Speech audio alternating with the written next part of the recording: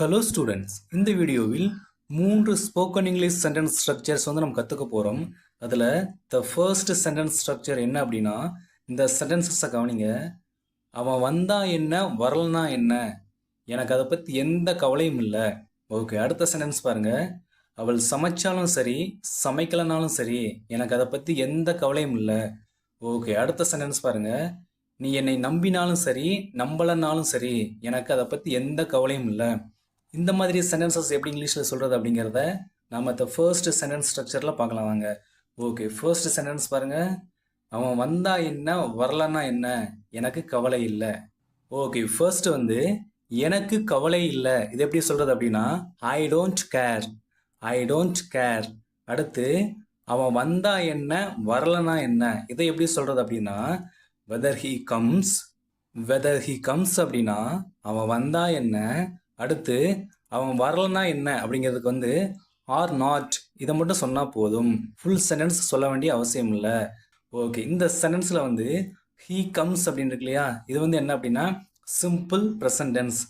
இந்த மாதிரி சுச்சுவேஷனுக்கு வெதர் அப்படிங்கிற வேர்டுக்கு அடுத்து வரக்கூடிய சென்டென்ஸ் என்ன டென்ஸில் இருக்கணும் அப்படின்னா சிம்பிள் ப்ரெசன்ட் டென்ஸில் மட்டும்தான் இருக்கணும். ஓகே, இந்த சிம்பிள் ப்ரெசன்ட் டென்ஸ்க்கு அடுத்து அந்த நெகட்டிவ் சென்டென்ஸை சொல்கிறதுக்கு ஆர் நாட், இதை மட்டும் சொன்னால் போதும். இதுக்கப்புறம் எந்த விதமான வேர்ப் எதையும் பயன்படுத்தக்கூடாது. எக்ஸாம்பிள், அவன் வரலனா என்ன அப்படிங்கிறதுக்கு நாட் கம், இந்த மாதிரி எதையும் பயன்படுத்தக்கூடாது. ஆர் நாட், இதை மட்டும் சொன்னாலே போதும். அப்போது I don't care whether he comes or not. இந்த சென்டென்ஸுக்கு என்ன மீனிங்? அவன் வந்தாலும் வராவிட்டாலும் எனக்கு கவலையே இல்லை, அல்லது அவன் வந்தாலும் சரி வரலனாலும் சரி எனக்கு கவலையே இல்லை, இந்த மாதிரி மீனிங் தரும். ஓகே, இதே சென்டென்ஸ் ஸ்ட்ரக்சரில் ஒரு 10 சென்டென்சஸ் பார்க்கலாம் வாங்க. ஓகே, அடுத்த சென்டென்ஸ் பாருங்கள். அவள் கால் பண்ணினாலும் சரி, பண்ணலனாலும் சரி, எனக்கு அதை பற்றி எந்த கவலையும் இல்லை. ஓகே, ஃபர்ஸ்ட் எனக்கு கவலை இல்லை, ஐ டோன்ட் கேர். அடுத்து அவள் கால் பண்ணினாலும் சரி, பண்ணலனாலும் சரி, இந்த சென்டென்ஸ் எப்படி சொல்கிறது? வெதர் ஷீ கால்ஸ், அவள் கால் பண்ணினாலும் சரி, அடுத்து பண்ணலனாலும் சரி அப்படிங்கிறதுக்கு ஆர் நாட், இதை மட்டும் சொன்னால் போதும். அப்போது I don't care whether she calls or not. அவள் கால் பண்ணினாலும் சரி, பண்ணலனாலும் சரி, எனக்கு அதை பற்றி கவலை இல்லை. ஓகே, அடுத்த சென்டென்ஸ் பாருங்கள். அவர்கள் என்னை கூப்பிட்டா என்ன, கூப்பிடலாம் என்ன, எனக்கு அதை பற்றி எந்த கவலையும் இல்லை. ஓகே, ஃபர்ஸ்ட் எனக்கு கவலை இல்லை, இதை எப்படி சொல்கிறது? ஐ டோன்ட் கேர். அடுத்து அவர்கள் என்னை கூப்பிட்டா என்ன, கூப்பிடலனா என்ன, இது எப்படி சொல்கிறது? whether they invite me, அவங்க கூப்பிட்டா என்ன, whether they invite me, அவங்க கூப்பிட்டா என்ன, அடுத்து கூப்பிடலாம் என்ன அப்படிங்கிறதுக்கு ஆர் நாட், இதை மட்டும் சொன்னால் போதும். அப்போது I don't care whether they invite me or not. அவங்க என்னை கூப்பிட்டாலும் சரி, கூப்பிடலனாலும் சரி, எனக்கு அதை பற்றி கவலை இல்லை. ஓகே, அடுத்த சென்டென்ஸ் பாருங்கள். அவள் சமைச்சாலும் சரி, சமைக்கலனாலும் சரி, எனக்கு அதை பற்றி எந்த கவலையும் இல்லை. ஏன், நான் ஹோட்டலில் சாப்பிட போகிறேன். ஓகே, ஃபர்ஸ்ட் இந்த சென்டென்ஸில் எனக்கு கவலை இல்லை, ஐ டோன்ட் கேர். அடுத்து அவள் சமைச்சாலும் சரி, சமைக்கலனாலும் சரி, இது எப்படி சொல்கிறது? Weather she cooks. Weather she cooks, அவள் சமைச்சாலும் சரி, அல்லது அவள் சமைக்கலனாலும் சரி, அது எப்படி சொல்கிறது? ஆர் நாட், இதை மட்டும் சொன்னால் போதும். அப்போது I don't care whether she cooks or not. அவள் சமைச்சாலும் சரி, சமைக்கலனாலும் சரி, எனக்கு கவலை இல்லை. ஓகே, அடுத்த சென்டென்ஸ் பாருங்கள். நீ என்கிட்ட பேசினாலும் சரி, பேசலைனாலும் சரி, எனக்கு கவலையே இல்லை. ஃபர்ஸ்ட் எனக்கு கவலையே இல்லை, ஐ டோன்ட் கேர். அடுத்து நீ என்கிட்ட பேசினாலும் சரி, பேசலைனாலும் சரி, இந்த சென்டென்ஸ் எப்படி சொல்கிறது? whether you talk to me, whether you talk to me, நீ என்கிட்ட பேசினாலும் சரி, அடுத்து பேசலைனாலும் சரி அப்படிங்கிறதுக்கு ஆர் நாட், இதை மட்டும் சொன்னால் போதும். I don't care whether you talk to me or not. Okay, இப்போது இந்த சென்டென்ஸில் இந்த ஐ டோன்ட் கேர் அப்படிங்கிற சென்டென்ஸ் இருக்கு இல்லையா, இது ஃபர்ஸ்டில் தான் வரணுமா அப்படின்னா இல்லை. ஒரு வாக்கியத்தில் இந்த ஐ டோன்ட் கேர் இந்த சென்டென்ஸ் லாஸ்ட்லேயும் வரலாம். ஓகே, அடுத்த 5 சென்டென்சஸ் இந்த ஐ டோன்ட் கேர் அப்படிங்கிற சென்டென்ஸ் லாஸ்ட்டில் வர மாதிரி பார்க்கலாம் வாங்க. ஓகே, ஃபர்ஸ்ட் சென்டென்ஸ் பாருங்கள். நீ என்னை நம்பினாலும் சரி, நம்பலனாலும் சரி, எனக்கு கவலை இல்லை. ஃபர்ஸ்ட் நீ என்னை நம்பினாலும் சரி, நம்பலனாலும் சரி, இது எப்படி சொல்கிறது? whether you believe me, நீ என்னை நம்பினாலும் சரி, ஆர் நாட், நீ என்ன நம்பலனாலும் சரி. அடுத்து எனக்கு கவலை இல்லை. I don't care. Whether you believe me or not, I don't care. Okay, அடுத்த சென்டென்ஸ் பாருங்க. அவன் எனக்காக வெயிட் பண்ணினாலும் சரி, வெயிட் பண்ணலனாலும் சரி, எனக்கு கவலை இல்லை. ஃபர்ஸ்ட் வந்து அவன் எனக்காக வெயிட் பண்ணினாலும் சரி, பண்ணலனாலும் சரி. இது எப்படி சொல்றது? whether he waits for me, whether he waits for me, அவன் வெயிட் பண்ணினாலும் சரி, or not, வெயிட் பண்ணலனாலும் சரி. whether he waits for me or not, அவன் வெயிட் பண்ணினாலும் சரி, பண்ணலனாலும் சரி, எனக்கு கவலை இல்லை. I don't care. ஓகே, அடுத்த சென்டென்ஸ் பாருங்க. அவள் எனக்கு ஹெல்ப் பண்ணினாலும் சரி, பண்ணலனாலும் சரி, எனக்கு அதை பற்றி கவலையே இல்லை. ஃபர்ஸ்ட் வந்து அவள் ஹெல்ப் பண்ணினாலும் சரி, பண்ணலனாலும் சரி. இதை எப்படி சொல்றது? whether she helps me, whether she helps me, அவள் ஹெல்ப் பண்ணினாலும் சரி, or not, அவள் ஹெல்ப் பண்ணலனாலும் சரி, எனக்கு கவலை இல்லை. I don't care. whether she helps me or not, I don't care. Okay, அடுத்த சென்டென்ஸ் பாருங்க. அவங்க வின் பண்ணினாலும் சரி, தோத்தாலும் சரி, எனக்கு அதை பற்றி எந்த கவலையும் இல்லை. ஃபர்ஸ்ட் வந்து அவங்க வின் பண்ணினாலும் சரி, தோத்தாலும் சரி. எப்படி சொல்றது? whether they win, அவங்க வின் பண்ணினாலும் சரி, or lose, அவங்க தோத்தாலும் சரி. இங்கே வந்து வின் பண்ணலனாலும் சரி அப்படின்னு இல்லை, அவங்க தோத்தாலும் சரி அப்படின்னு இருக்கு. அதனால or lose. ஓகே, அப்போ whether they win or lose, I don't care. Okay, அடுத்து வந்து the first sentence structureல லாஸ்ட் சென்டென்ஸ் பாருங்க. நீ சாப்பிட்டாலும் சரி, சாப்பிடலனாலும் சரி, எனக்கு அதை பற்றி கவலையே இல்லை. ஃபர்ஸ்ட் வந்து நீ சாப்பிட்டாலும் சரி, சாப்பிடலனாலும் சரி. எப்படி சொல்றது? whether you eat, நீ சாப்பிட்டாலும் சரி, or not, நீ சாப்பிடலனாலும் சரி, எனக்கு கவலை இல்லை. I don't care. whether you eat or not, I don't care. Okay, இதோட the first sentence structure வந்து முடிஞ்சது. அடுத்து the second sentence structure வந்து பார்க்கலாம் வாங்க. ஓகே, இந்த செகண்ட் சென்டென்ஸ் ஸ்ட்ரக்சரில் எந்த மாதிரி சென்டென்சஸ் பார்க்க போகிறோம் அப்படின்னா, இந்த சென்டென்சஸை கவனிங்க. எத்தனை தடவை சொல்கிறது ரூமை சுத்தமாக வையின்னு. அடுத்து எத்தனை தடவை சொல்கிறது பொய் சொல்லாதேன்னு. அடுத்து எத்தனை தடவை சொல்கிறது குடிக்காதேன்னு. இந்த மாதிரி சொல்லுவோம் இல்லையா? இந்த மாதிரி சென்டென்சஸ் எப்படி சொல்கிறது அப்படிங்கிறத நம்ம இப்போது த செகண்ட் சென்டென்ஸ் ஸ்ட்ரக்சரில் பார்க்கலாம் வாங்க. ஓகே, ஃபர்ஸ்ட் சென்டென்ஸ் பாருங்க. எத்தனை தடவை சொல்கிறது ரூமை சுத்தமாக வையின்னு. இது எப்படி சொல்கிறது அப்படின்னா, ஃபர்ஸ்ட் வந்து எத்தனை தடவை சொல்கிறது அப்படிங்கிறதுக்கு வந்து ஒரு ஃப்ரேஸ் இருக்குது. அது என்ன ஃப்ரேஸ் அப்படின்னா, how many times. How many times அப்படின்னா எத்தனை தடவை. அடுத்து do I have to tell you, do I have to tell you. இந்த do I have to tell you இந்த ஃப்ரேஸுக்கு என்ன மீனிங் அப்படின்னா, உனக்கு நான் சொல்கிறது அப்படிங்கிற மீனிங் தரும். அதாவது how many times do I have to tell you அப்படின்னா எத்தனை தடவை உனக்கு நான் சொல்கிறது அப்படிங்கிற மீனிங். ஓகே, இந்த ஃப்ரேஸை எப்போ பயன்படுத்தணும் அப்படின்னா, ரொம்ப கோபத்தில் அல்லது விரக்தியில். அதாவது நம்ம சொல்லி சொல்லி பார்ப்போம், ஆனால் அவங்க கேட்கவே மாட்டாங்க. அப்படி இருக்கும்போது நமக்கு கோபம் வந்துடும். அப்போது கோபத்தில் நம்ம என்ன சொல்லுவோம்? இந்த மாதிரி how many times do I have to tell you, எத்தனை தடவை உனக்கு நான் சொல்கிறது. இப்போது இதே மாதிரி இன்னொரு ஃப்ரேஸ் இருக்குது. அது என்ன அப்படின்னா, how many times should I tell you.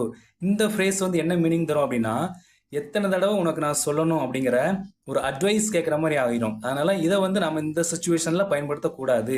Only how many times do I have to tell you, இந்த ஃப்ரேஸ் மட்டும் தான் பயன்படுத்தணும். ஓகே, அடுத்து இந்த சென்டென்ஸில் லாஸ்ட்டில் பாருங்கள், ரூமை சுத்தமாக வை. இது எப்படி சொல்கிறது? To keep the room clean, to keep the room clean. அப்போது how many times do I have to tell you to keep the room clean.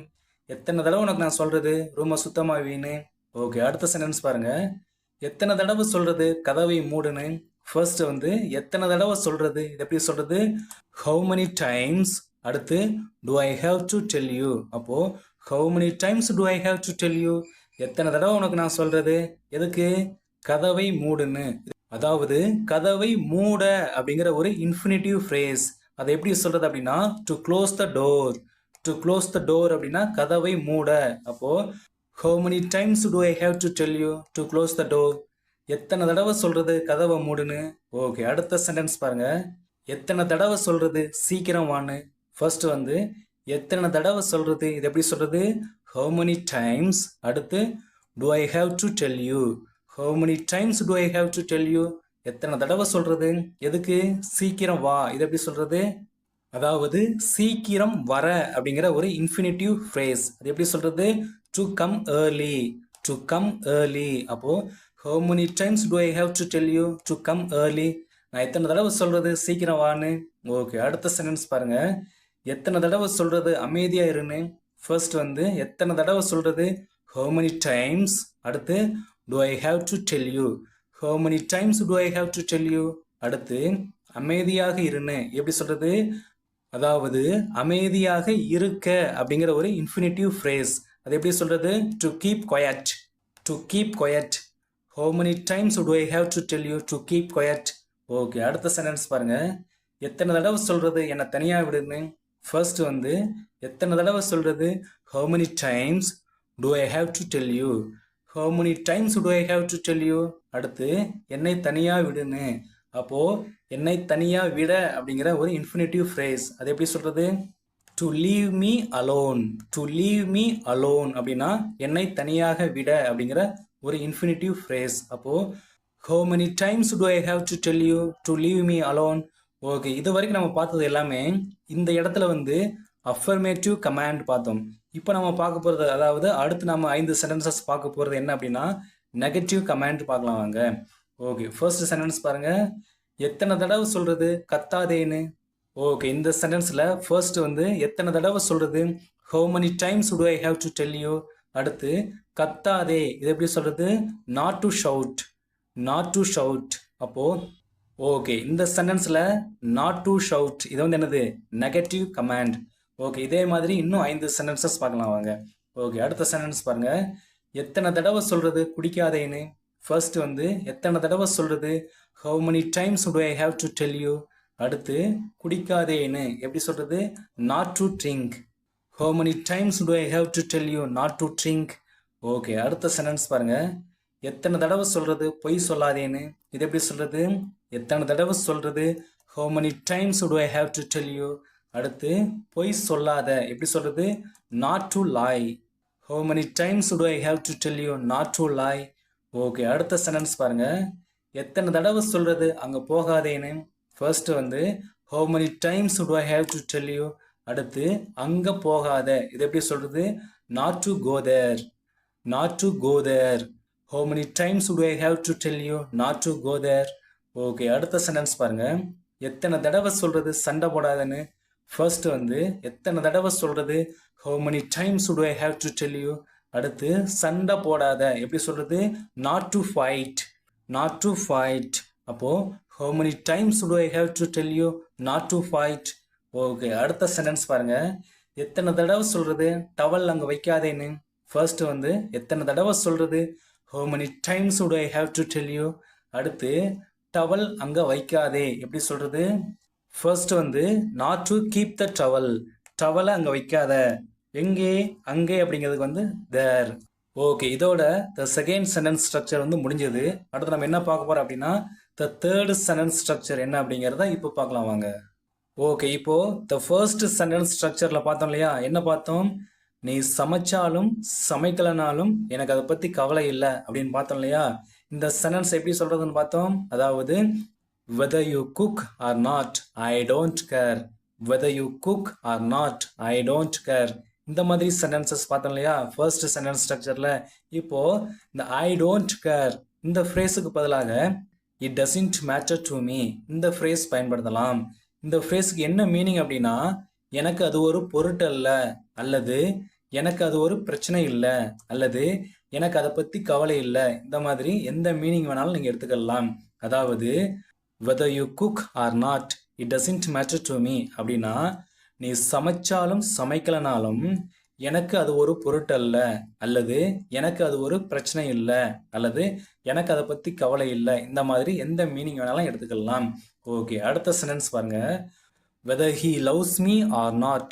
whether he loves me or not அதாவது அவன் என்னை காதலிச்சாலும் சரி காதலிக்கலனாலும் சரி it doesn't matter to me. இதுக்கு என்ன meaning, எனக்கு அது ஒரு பொருட்டல்ல, அல்லது எனக்கு அது ஒரு பிரச்சனை இல்லை, அல்லது எனக்கு அதை பற்றி கவலை இல்லை. அப்போது whether he loves me or not it doesn't matter to me. அவன் என்னை காதலிச்சாலும் சரி காதலிக்கலாலும் சரி எனக்கு அதை பற்றி கவலை இல்லை. ஏன் அப்படின்னா நான் என் வேலையில் தான் இப்போதைக்கு கவனம் செலுத்துகிறேன் அப்படிங்கிற மீனிங் தரும். ஓகே, அடுத்த சென்டென்ஸ் பாருங்க. whether they respect me or not. whether they respect me or not அவங்க என்னை மதிச்சாலும் சரி மதிக்கலைனாலும் சரி, it doesn't matter to me. எனக்கு அது ஒரு பொருட்டல்ல, எனக்கு அது ஒரு பிரச்சனை இல்லை, எனக்கு அதை பற்றி கவலை இல்லை. இந்த மாதிரி எந்த மீனிங் வேணாலும் எடுத்துக்கலாம். whether they respect me or not, it doesn't matter to me. Okay, அடுத்த சென்டென்ஸ் பாருங்க. whether you stay here or not, நீ இங்க தங்கினாலும் சரி தங்கலனாலும் சரி, it doesn't matter to me, எனக்கு அது ஒரு பொருட்டல்ல, எனக்கு அது ஒரு பிரச்சனை இல்லை, எனக்கு அதை பற்றி கவலை இல்லை. whether you stay here or not, it doesn't matter to me.